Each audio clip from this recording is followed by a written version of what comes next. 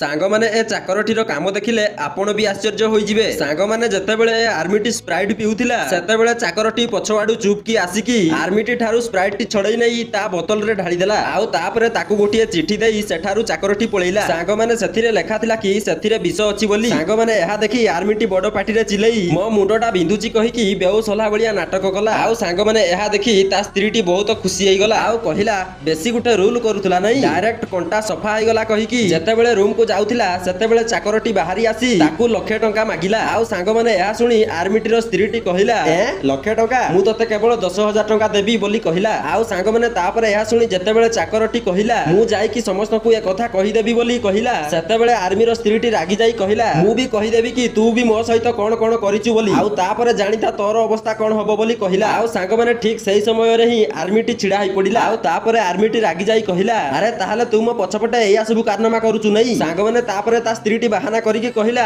ଆରେ ମୁଁ କିଛି ଜାଣିନି, ସବୁ କାମ ଏଇ ଚାକର କରିଛି ବୋଲି କହିଲା। ସାଙ୍ଗମାନେ ଏହା ଶୁଣି ଆର୍ମିଟି ଆହୁରି ବହୁତ ଜୋର ରାଗି ଯାଇ ତା ସ୍ତ୍ରୀକୁ ସବୁଦିନ ପାଇଁ ସେ ଘରୁ ତଡ଼ିଦେଲା। ସାଙ୍ଗମାନେ ଭିଡିଓଟିକୁ ଲାଇକ୍ କରି 10 ମିଶାଣ 10 କେତେ ହୁଏ କମେଣ୍ଟରେ କୁହନ୍ତୁ।